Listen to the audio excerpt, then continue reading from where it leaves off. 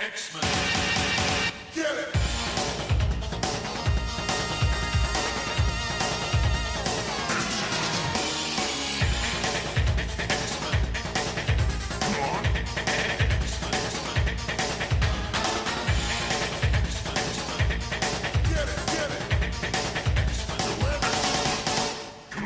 Hey everyone, and welcome to another exciting episode of Battle of the Atom. This is your weekly X-Men podcast where we cover every X-Men story from A to Z. I'm Adam. And I am Zach. And Adam. Hey. Happy last day of 2018. Yeah, happy New Year's Eve. I hope you got something fun planned. Yeah, we're going over to some friends. My wife's more excited than I am because it's going to be the first time she can, enjoy an evening without the children. There you go. Actually, the children will be there. I'm at that age where everyone we know also has kids. Yeah. No, we do the same thing. We get everybody's kids, and we go and we do this cool thing. And then, then all the kids go to sleep and we just hang out. It's great. Yeah. So it's going to be fun. It's going to be a good time. But yeah, 2018 sure was a year. Oh, boy. Can you believe that thing in X-Men that just happened recently that we definitely know about because we're not recording ahead a little bit? Yeah, it's hard to believe. There's so much going on. Wait, hold on. We haven't talked about this. Can I do a quick X-Men update? Do X-Men update? Thank you. Yes, there's an X-Men update. X-Men killed the Pope. In the preview for 6, correct?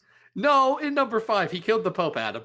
You read the comic. Oh, no, that's right. Oh my God, I completely forgot about it. Well, it's not just that. No one's talking about the Pope murder that happened. He just completely devastates the religious capitals of the world on one page. Yeah, we don't get all of them, but we get Mecca, we get Vatican City. A lot of stuff has gone away. Yes. I don't know what in the world Nate Gray is doing. It does make all those Nate Gray Jesus jokes way funnier. Well, he does seem to be taking the advice of Apocalypse, which is a little strange. He's not just taking the advice of Apocalypse. Nate Gray, in his utter brilliance, has said, I don't know how to fix the world, but all these people have tried to fix the world, and I don't agree with them all. But maybe I'll just do their plan. All at once. All 3 of them. One of them's Kitty Pryde, one of them's Apocalypse, and one of them is our newest Senator Kelly. What could go wrong? It turns out Pope murder. Oh, yeah. Well, is there Ponticide? Is Ooh, I like that word. That sounds like a metal band. Oh man, that's a Norwegian black metal band right there. Ponticide. We flooded the Vatican for the side. That'd be great. I'd listen to that. I'd listen to that. Okay, that's all I had. Guys, I don't know how this is a real world that we live in, but X-Man is everywhere, and I, for one, am just utterly intrigued. Yeah. I'm also intrigued because we have a really cool episode theme today that someone has taken over the show, right? Yeah, Rob, no other things listed, on Patreon, has been a longtime supporter of the show, and he has gotten to the ranks where he can just say, hey guys, you're going to talk about these for an episode. He gives us all of them, and he gave me options. He was very kind. So first off, Rob, thank you for the support. Second off, Rob, thank you for my favorite pitch for an episode. Because I didn't even put this together until he pitched it. And I realized just how much this specific thing had happened. And I wanted to talk about all of it. It's really brilliant. So we should probably reveal what we're going to talk about today. Yeah, we're going to talk about stories where Kitty Pryde doesn't get married. And you'd think that'd be all of them. But in fact, there's a specific subset of stories where Kitty Pryde is not only engaged, which has happened more than these, not only in a very serious relationship with someone, but is literally at a wedding altar and then doesn't get married. Yes. It's happened thrice. Happens often. It's so good. It's yeah. so good. I love it so much. So where are we starting? We're going to bounce around a little bit chronologically. Yeah, sure. We can do that. We're going to start with the first time Kitty Pryde at 14 and a half got engaged. And this was during Uncanny X-Men 179 in a story called What Happened to Kitty? Where, bam, it opens up and Kitty's dead. Yep. And that's it. She doesn't get married in this story. Where do you want to rank it? That's not what happened, Zach. She's gonna get married to everybody's favorite Morlock, Caliban. One, how dare you say Caliban's my favorite Morlock when Leech exists? Oh. Two, I don't really think of Artie and Leech as Morlocks, but they are. Artie's not a Morlock. Leech is. Right. But Leech is in this issue.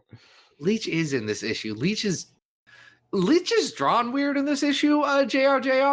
John Romita Jr. does the art in this. This is an Uncanny X-Men title, so 50-50 chance that it's Chris Claremont, and you'd be right in this case. Yeah, and this is pre-Fall of the Mutants Caliban. So we're in like Skinny Town, looking like he's an extra at the Haunted Mansion Caliban. Yeah, this is Caliban, not Calibuff. So Calibuff. But all of our Morlock friends are here. We've got Callisto, we've got Mask, we've got Caliban, we got Sunder. Yeah. Oh, the healer is here. The healer named Healer, who's just a healer for stories when they need a healer. So why is Caliban expecting to marry Miss Kitty Pryde here? Because Kitty promised when she was saving what's his name, Wing Boy, Warren Kenneth Worthington III, from Callisto's trying to marry him. She said, Caliban, if you help me, I will stay here with you forever. And Caliban said, got it. Great plan. Like this idea. Duly Caliban. Noted. Is it weird that Caliban has been in 2 major motion pictures and neither time he was like Caliban? Yes. Loved Logan to death. That wasn't Caliban. That was Stephen Merchant in some white makeup.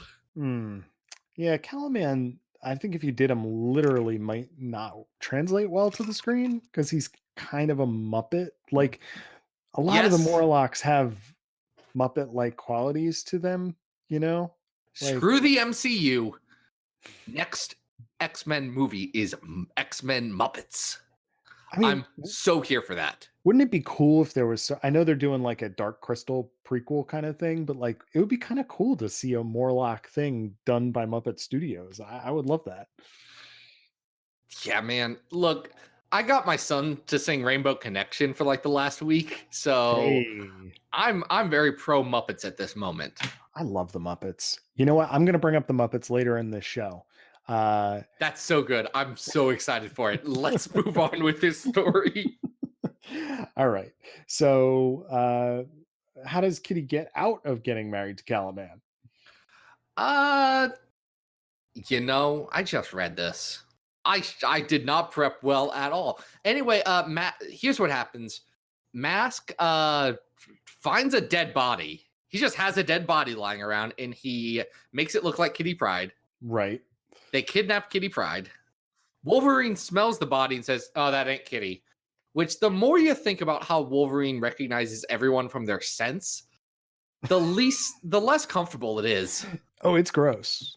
It's you put even the smallest amount of thought into what he's sniffing, and that's not.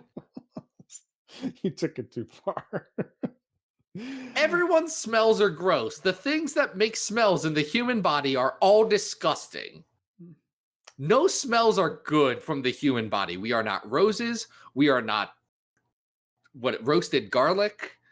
No, human smells are all gross, and Wolverine is constantly cataloging them. Yeah, he's got a little Dewey Decimal System in his olfactory there. It's pretty impressive. All Oh my kinds of stuff gosh. happens in this issue. We get some Adam, please sum up. I'm too distracted at this point.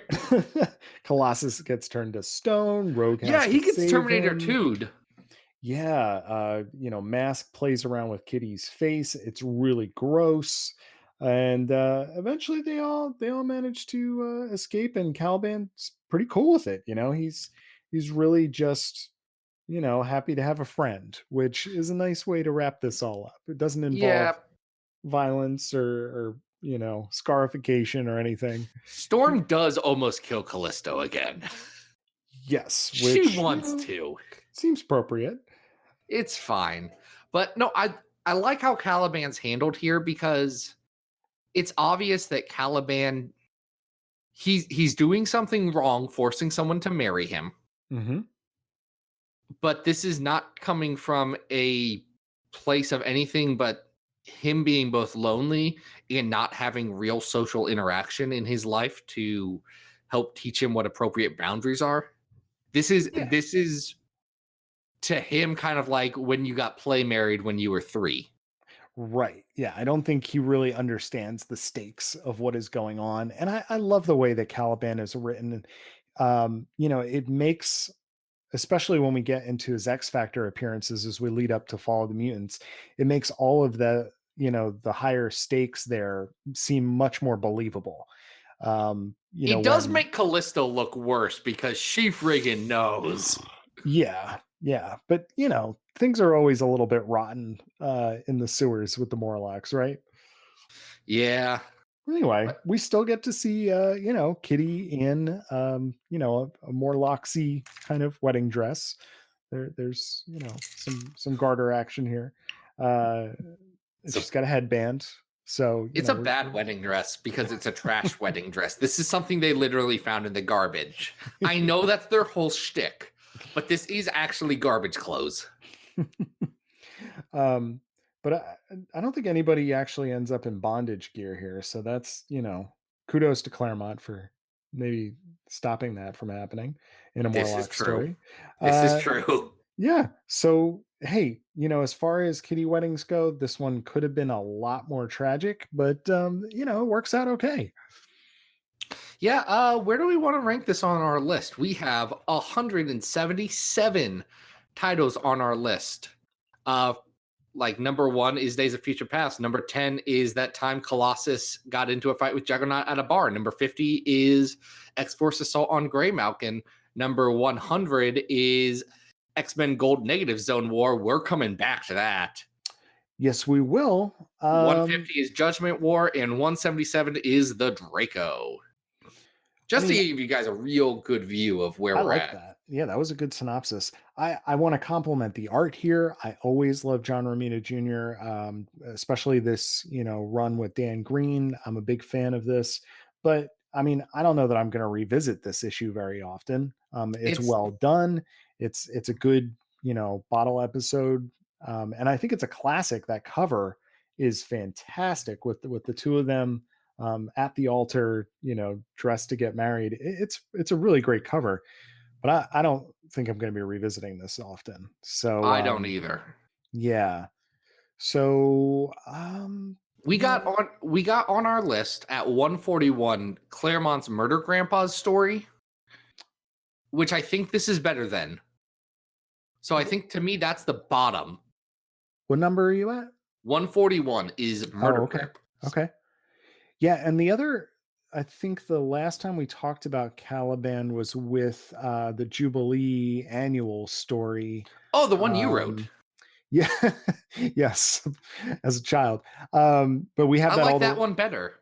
Yeah, I do too, and we have that up at 105. The art is clearly better here, but it's a very different story. So I think we've got our window there. Do you like this better than Uncanny 206? Freedom is a 4-letter word. That one shot where they fight Freedom Force? Yes, I think I do. I think this is a better standalone issue when we talk about, standalone JRJR issues. And we're sort of in, same realm here. I think I might like it better than Gen X versus Omega Red too. Okay. Is it better than A+X number 5? Yes, I think Okay. so. I don't think it's better than the Jeff Parker Exiles at 121, which puts Phalanx Covenant, Final Sanction, as kind of the tipping point. I would put it above Final Sanction. I think there's more going on here, but I like the Exiles as being sort of the limit. Okay. It can be our new 122. Great. This is Uncanny X-Men 179. What happened to Kitty? She didn't get married's what happened. That's right. I'm sensing a theme. We're going to talk about the next time she didn't get married. Actually, let's just talk about the next chronologically time she didn't get married. I think we save it. Okay, let's go in order. So what's the next time on our list here that Kitty does not get married, but almost gets married? Well, Kitty Pryde did not get married in Excalibur 12 and 13, which are the first two parts of the Crosstime Caper, called My Friends Call Me Billy the Kid and The Marriage of True Minds. Oh, man.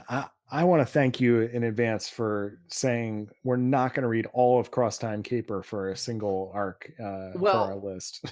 I thought about it. I thought about it for a while, but what it came down to is that Crosstime Caper is it's a mega story. Yes. But there are discrete arcs in it. In fact, most of the issues are one-shots of them coming to a world, having a standalone adventure, and moving on. Yes. So just because it's all under one banner doesn't mean it's all one story in terms of this list. And also, I think it's funnier if we're just doing the Kitty Pryde didn't get married parts.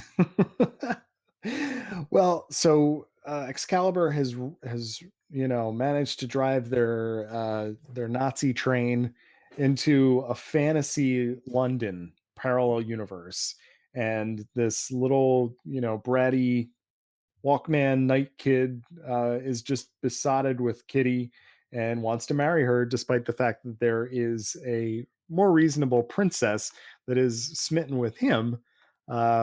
She's right there.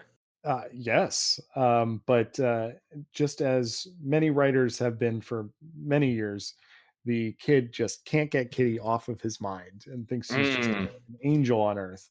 And Kitty gets kind of like almost body manipulated here in the second issue here, before moving on to almost get married and then is saved.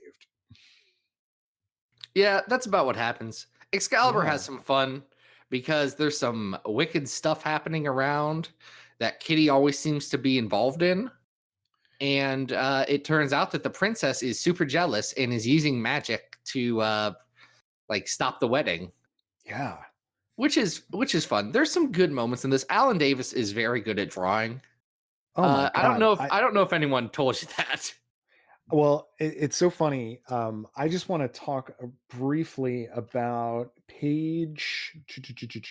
This is in the second issue. This is page 5, I think, and it is 1, 2, 3, 4. It's 5 horizontal panels. And is this the one I put on Twitter? There's I don't know. There's a conversation happening on the left side between a group of them, and on the right, Rachel and Megan are kind of like playing dress up a little bit, and the body language that Davis gets just in these panels is so expressive and amazing. I mean, there's so few artists that can pull off the acting that he does with the way he draws his characters, and it's just outstanding. It's absolutely phenomenal. Like that page, that's one of those pages, if you read it the first time, you're going to think it's good and kind of move on. But if you go with an eye to really examine comics, which when you have to do what we do, you have to be the utmost professional and do that kind of stuff. But like when you've read thousands of comics, that kind of stuff stands out to you because you don't see that. You don't see anything that good in layouts, in storytelling, in body language. Alan Davis is an absolute master of that in this. Like, I like that you and me both independently came to the point of, oh, this is easily the best page in these 2 issues. Well, even if you and they're good issues. Yeah, even if you just watch Lockheed, go from sitting in Kitty's hands to flying across the third panel towards the two of them in the fourth panel and then turning around as Kitty disappears in the fifth. I mean, all of the characters in every single panel are all doing something. There's something so animated about it. It's outstanding. And I did say that I was going to mention the Muppets again. There are so many fun little creatures that this sort of reminds me a little bit of like Muppets crossed with like Brazil a little bit, like there's these ogres that are dressed like metalheads. There are these that ogre was giant, oddly polite too. yeah, there are these giant British policemen. I mean, they just feel like they should be brought to life on like the set of Labyrinth or something. It's so much fun. No, it's great. It's a fun little story. Not a ton of substance to it. Probably not my favorite Excalibur arc out there. Mm-hmm. But this is a good story. This is a good distillation of what the Crosstime Caper was going to be. They were going to be fun locales, very imaginative, maybe not a ton going on. Except for the really weird part about Courtney Ross's assistant, Nigel Furbisher, who gets weird body horror stuff done to him by the very uncomfortable TechNet. They're great. Yeah. Oof. Well, if you start like really observing TechNet's power set, it is creepy as heck. I mean, it is really scary what they can do to a human being, and they do it very fluidly without even, the slightest kind of second thought. So yeah, I mean, it's their job. It's weird. It's a living. Yeah, and then he just offers to pay them more, and it works out, right? TechNet is just, they are pragmatists. Yes, that's all they are. That's right. And it's great, and I love them, except for Joy Boy, who haunts my dreams. They are scary as scary as they are fun. Now I think the highest Excalibur thing that we have on here is Mojo Mayhem at 54, right? Oh, hey, this isn't as good as Mojo Mayhem. All right. Alan Davis and Chris Claremont are both going to do better Excalibur than this. Okay.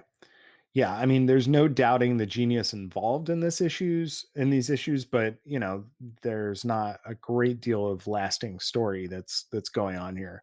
So I don't think it belongs. I don't think it's better than that time that Phoenix fought Galactus. Okay, and we have that where 58 on the list right now. 58. Okay. So I'm scrolling down a bit. Is this better than the X-Men Blue Crosstime Capers? I think solely from a craft perspective, it absolutely is. I mean, it's hard to argue with Alan Davis. I know that has Future Brotherhood in it, and that really gives it a lot of points for me, but I got to give points to the artwork here. It's just outstanding. I agree. So it's above 89. Mm-hmm. Is it better than that time Kitty Pryde got pregnant? Yeah. That's at 83 right now. That's a really good comparison. I think they're very similar in terms of like, they're not particularly necessary to the larger scheme of things, but they also do speak to the larger tone of both of their books. So I would rather read that Wolverine and the X-Men 5-7 story again, I think, just because the Crosstime Caper stuff is a mix of good and bad. I think more on Claremont's plotting, not really going anywhere, than Davis's art, which is mwah.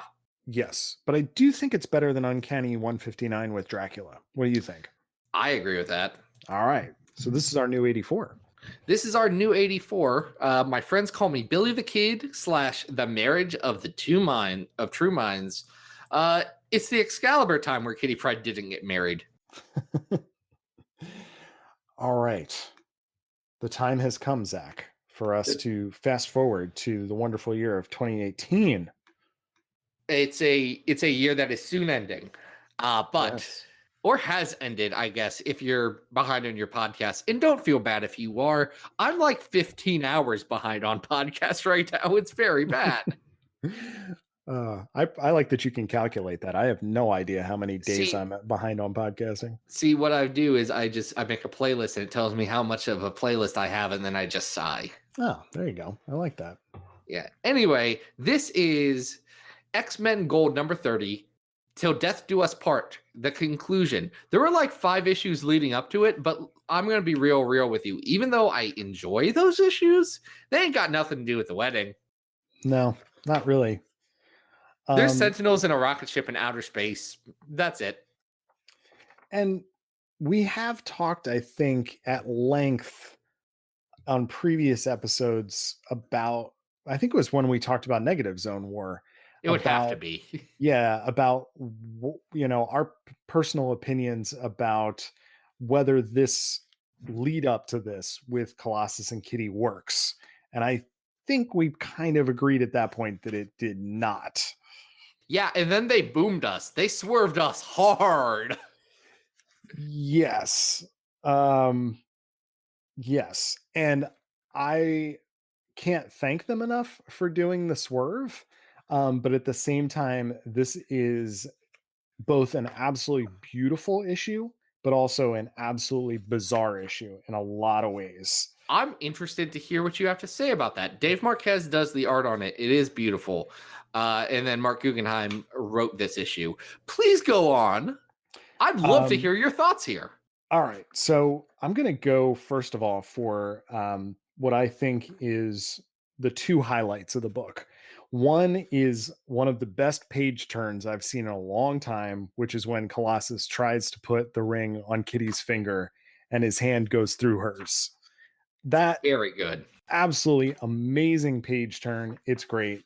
And then when we actually do get the bait and switch and we see that Rogue and Gambit get married, I was very happy. I mean, we spoke recently about Rogue and Gambit's mini, how much we love it, how much it sort of gave us faith in that relationship. So, okay, those are 2 pluses. There's a lot of other things here that are just a little strange. The very first page of this issue is a callback to the Colossus versus Juggernaut bar issue, where Colossus talks to Kitty about breaking her heart. Okay. I mean, I get it. I realize that, we're foreshadowing what is about to happen here, but I think it still highlights the fact that I don't know that Guggenheim really did set this up so that we actually believed in it. And I mean, we talked a little bit about this when we were talking about the Negative Zone War, but X-Men Gold, I don't think, and it's an interesting comparison because Rogue and Gambit took 5 issues to take 2 characters that hadn't been together in forever and really convinced me that they should be together forever. Mark has 29 issues to get to this point before this, and I wasn't buying it.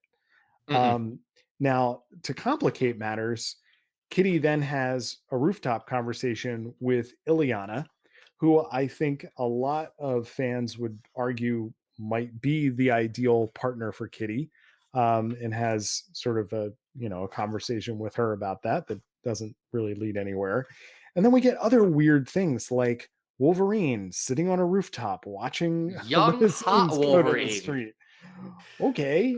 Yeah, that Dave Marquez draws Wolverine as an absolute looker, which is just odd. Well, I mean, Dave Marquez draws everybody as kind of like a babe. He does. Right? He's very good. That friggin' Storm in her wedding dress, where she stole the wedding because there's no way she couldn't. Beautiful. Yeah. So, all right. Those are my gripes, and I don't love this. But I don't hate it either because we do get the payoff. And Marquez's art is absolutely gorgeous. Yeah, what are your feelings? I've been going on about this for a long time. I like your opinion. Rereading this, I reread it yesterday. Yes. And it's interesting. I think the Rogue and Gambit stuff works really, really well because and we're not really covering those issues, but in the arc before this, Rogue and Gambit had been kind of ad hoc added to the team. Mhm. So like they were players, their relationship was still in the forefront. So it wasn't like they just came out of nowhere with jumping into this book. They had been around. I think Gambit showed up in the second arc. Like they had been supporting characters in this book. Right. So I think that worked. I think I liked the conversation with Ileana and Kitty. Mhm. For me, that I understood where Ileana was coming from, saying, "Hey, I don't know how I feel about this." Kinda. I think that worked. I don't like Kitty Pryde's conversation with Colossus because it feels like they don't have a great reason on why they should break up without either one of them being a huge villain. Sure. Because essentially they say, Kitty says, I'm not sure that we can ever be in a good, stable relationship.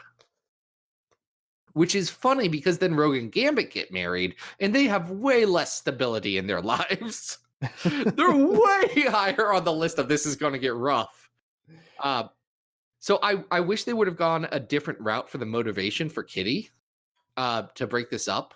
Yes. I don't think that works well. I like a lot of the moments in it. I think in this issue in particular, Guggenheim does some of his best character moments, just little vignettes with small, one panel thing, two panel things with like Nightcrawler, Jean Grey get some good moments. There's some fun in this. Again, Marquez's art is beautiful, but this is a bit of a mixed bag. I love all the Rogue and Gambit stuff. I don't buy the Kitty stuff in this. And that's a larger problem I think I had with Gold in general. Kitty feels just a little bit off. Yeah, I think that's fair. So I, it's tough because that the publisher wanted this to serve as a big event, but there's more going on here. I think that readers of X-Men want Kitty to be paired off with people that are clearly not Colossus and are clearly not men. So Well, I do want to make a point. In the circles we run in, yes, no question about that. Yes. I do believe that is less prevalent in the larger sphere of the world than it is in our small but loud circles. Okay. So I can believe that there's people who do think that Colossus should be who Kitty's with. And I'm not a shipper. I don't care. I think I've said the only ship I've ever cared about is Glob Herman finding love, period, and then Cable and Domino because that just makes sense. But well, that's my other issue here is that I don't want Colossus to marry Kitty Pryde. I want Colossus to hook up with Domino, and I don't want them to get married. Why is that the one thing we care about? I don't know. It's just so well done. When Hopeless does it, we've got to talk about Cable and the X-Force at some point. Yeah, we haven't talked about that, and we like that book. Yeah. So I understand that different strokes for different folks. People have their different opinions about this, but I don't think that the premise of it even was really well received by X fans in general. No. So and it is interesting because I recently got the chance to hang out with Charlie and Mikey and the young ones and Chris Edelman. And one of the things we did talk about was that this was one of Mikey's least favorite things that came out this year.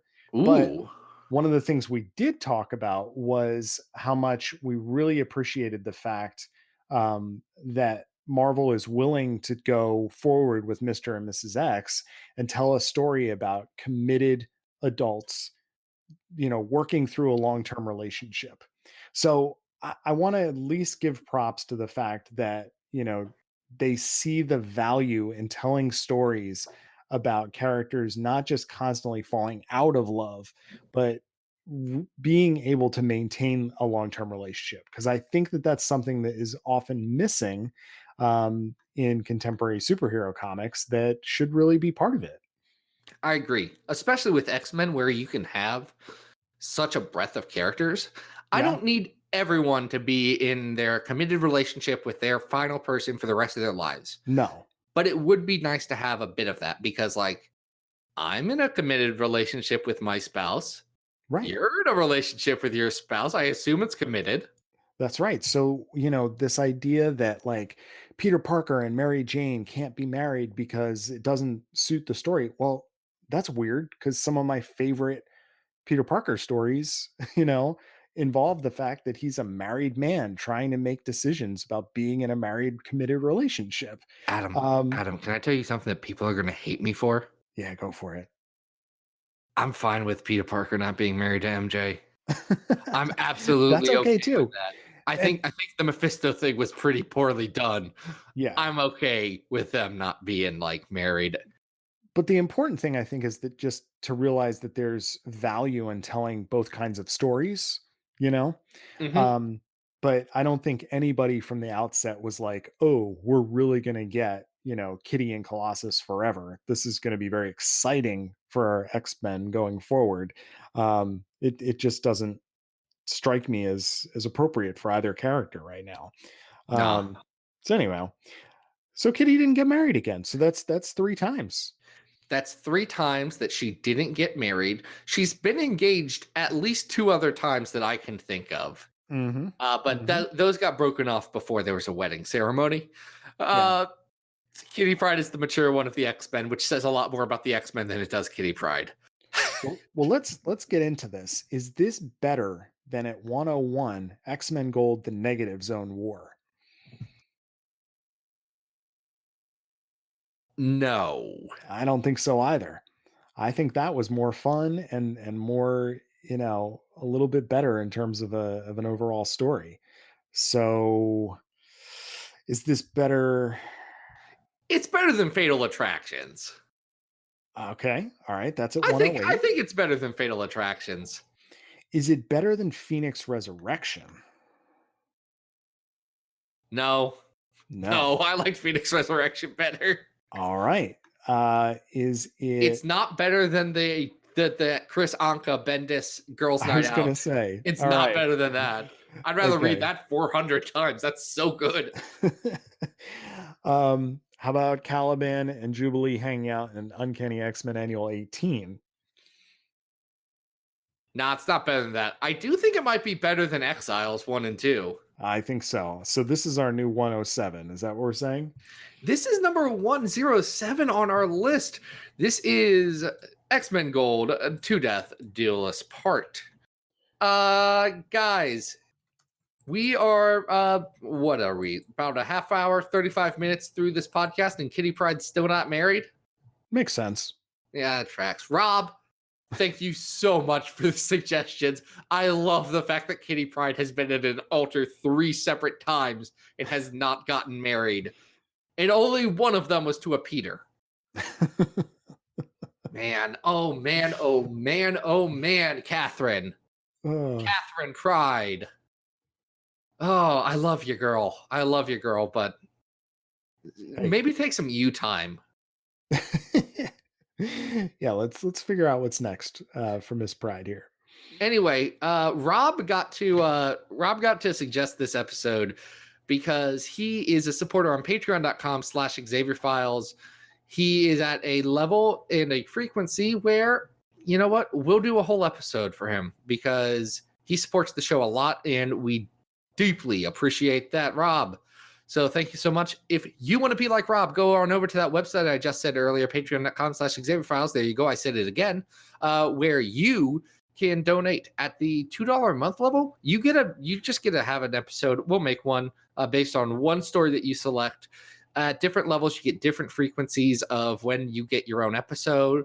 At different levels, you get whole episodes around you. There's a lot of fun stuff. Go on over to that. And yeah, that support really helps. Hey, if you can't do it monetarily, though, like, I get it. Times are tough. The holidays just hit. You are seeing that next credit card statement is coming and you are not ready for it. Believe me, I dread that. I think mine comes in about a week. It's not going to be fun. But guys, if you just go on over to iTunes and rate and review the podcast, like a review with words that says, hey, Zach and Adam are really cool. They talk about X-Men. If you like X-Men, you'll probably like them. Their sound quality is good enough that it won't bother you.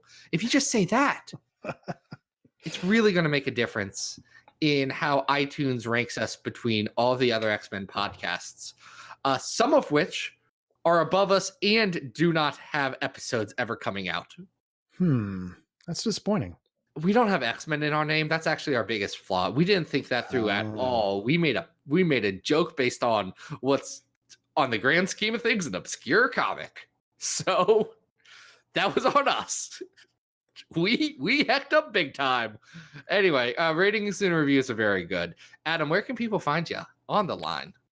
All right, guys, you can always follow me on Twitter at Arthur Stacy. New pages of Bish and Jubes, Attack on the Mansion, every X-Men Monday at adamrec.tumblr.com. And as I mentioned last episode, just started a Patreon at patreon.com/AdamRec for exclusives, sketches, doing these weird X-Men smooches infographics based on a suggestion from Jordan White. So if you want to check that out, head on over there. Zach, where can people find you? People can find me at XavierFiles.com. That's where I got all the latest X-Men stuff and things. You can also go to Twitter.com, and I am at XavierFiles there. I also have X-Men stuff and things there, but less thought out most of the time. Kind of just right off the cuff.